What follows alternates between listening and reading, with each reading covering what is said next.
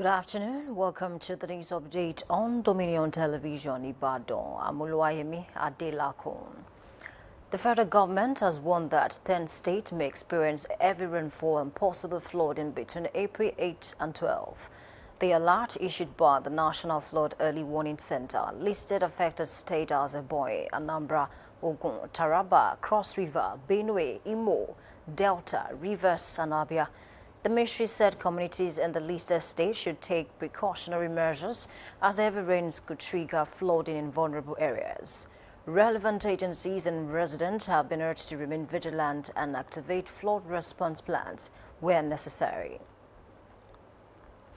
The federal government is proposing an additional 5 billion naira for the Safe School initiative in the 2026 budget, despite growing scrutiny over the program's effectiveness and alleged misuse of funds.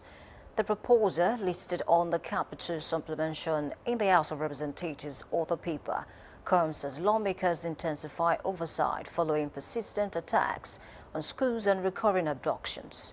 The Senate had earlier ordered a comprehensive probe into the initiative with plans to track all funds disbursed since its launch in 2014. Between 2023 and 2026, the government is projected to spend about 144.7 billion naira on the program. The Independent National Electoral Commission said it has recorded over 3.4 million new voters in the second phase of the continuous voter registration exercise nationwide. In its week 13 update, INEC reported that 3.4 million registrations had been completed as of April 3, comprising 2 million online and 1.3 million physical registrations. The Commission said Jigawa, Lagos, and Kano recorded the highest number of new registrants, while youth aged 18 to 34 accounted for the majority of registrations. INEC added that the figures remain provisional pending data cleanup and urged eligible Nigerians yet to register to complete the process before the deadline. Residents of the Ife-Gbewa Community Development Association in Odono Kekere, Ibadan, along Racton Road, have appealed to the Oyo State government for urgent intervention over the deplorable state of their roads. Taiwo Larawaji report on the worsening condition of the road. Residents of Ife-Gbewa Community Development Association in Odono Kekere, Ibadan, along Racton Road, have called on the Oyo State government to urgently intervene in the deplorable condition of roads within their area. The community, which comprises about 57 villages, including Okpa, Akpadaba, Fawe, Ababoke, Akeosun, Oridagugu, Lanase, Ojoekun, Olu, and Alobe, say the poor state of the roads has continued to hinder movement, economic activities, and access to basic services. Speaking on behalf of the community, the General Chairman, Alhaji Yusuf Olabode, alongside former Chairman Oladosu Osawe, lamented the prolonged neglect of the road. We went to some area, like Brief us is to read our road, which we spend a lot of money. We're taxing ourselves to get all this money to do this thing. So we appeal to the state government, any assistance they can do to us on this road, because we have a lot of problems. We have about 21 zones in this community. About 10,000 people are staying here. This is the Ratcom, we call it Ratcom Road. The local government, that we should relate more with the local government, but we have been relating with the local government with nothing to show for it. So it's like we are between the devil and deep blue sea. We don't know, I don't know whether you have accessed this road, you know that the road is thoroughly bad. You can see the efforts that are being made by administrations. You can see this piece of sand, and that's how we have been doing it. But now we want government to come to our aid. People in this place, I would say we are over 1 million. We are over 1 million, but it's like they just packed us aside. Some residents of the area, including Areye Bosede, Olatunji Abimbola, and Eda Femi Adeyemo, who is the immediate past chairman of Zone J, expressed varying concerns about the situation. This road is nearly claiming lives per day. There was a day we will remove one bike and one woman with strapping a baby at the back under a vehicle here. I have a wound here that is still there, paining me because of bike. I have my vehicle, I cannot bring it out again, because anytime we bring a vehicle out, you have to do one thing or the other. It's either 22,000, 50,000 because of harm, because of tire, because of everything. We've tried our best, but I think our best is not enough. But problem ta ní jù níbí báyìí ní ojú ọ̀nà. Tójò bá ti dé every year la máa ní issue. In fact, landlord mi wọ́n á kúrò ní àdúgbò tán máa lọ gbalé sígboro. Tó jẹ́ pé ìgbà tójò bá tún lọ wọ́n máa tún padà wá sí ilé. Ọ̀pọ̀lọpọ̀ àwọn èèyàn dẹ̀ ń jábọ́ lórí ọ̀kadà, ẹ wo ọ̀kadà bó ṣe ń lọ yìí. Ọ̀pọ̀lọpọ̀ máa ń jábọ́ tó jẹ́ pé ẹnu mọ́tò ni wọ́n máa bọ́ sí. Most of the people ń fara pa. A kàn nílò help ìjọba láti ràn wá lọ́wọ́. Kán bá wa ṣe ojú ọ̀nà yìí. Gbogbo nǹkan tẹ́ rí já sílẹ̀.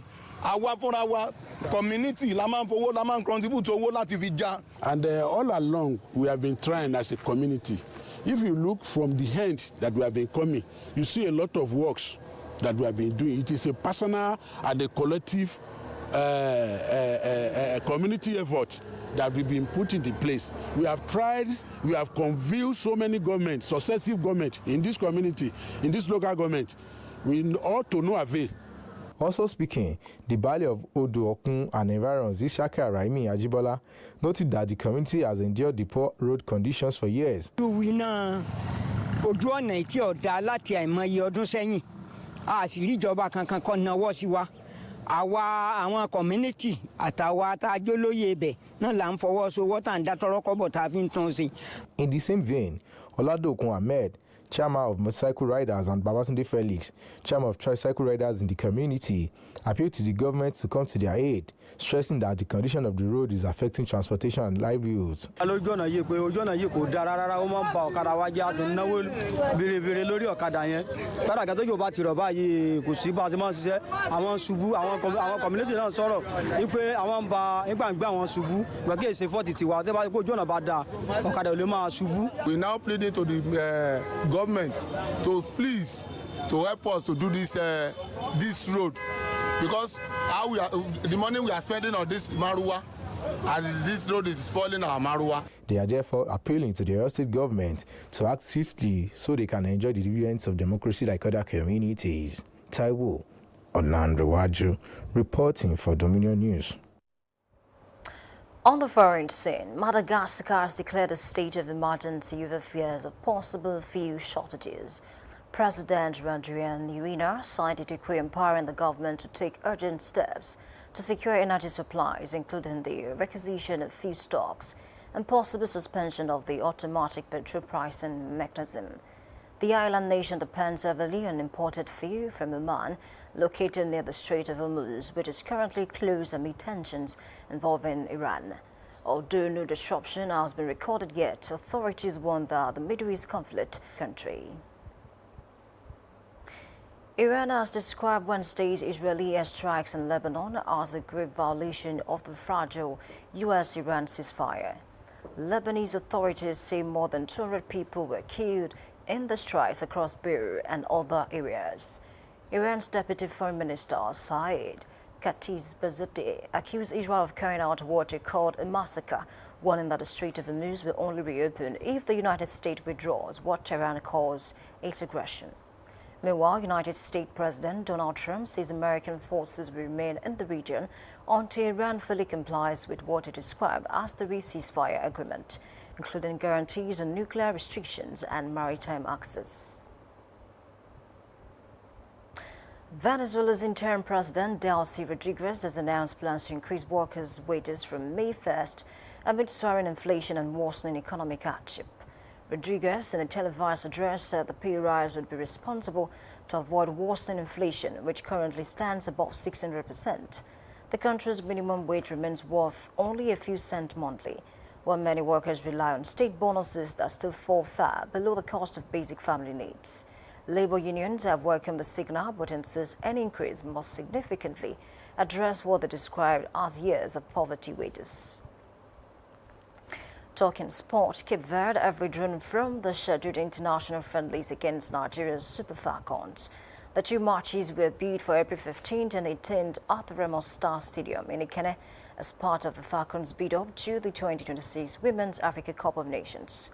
Reports said the Nigeria Football Federation is now searching for a replacement opponent, though the late notice may make that difficult. The Super Falcons are still expected to camp in Abuja this weekend ahead of the July tournament.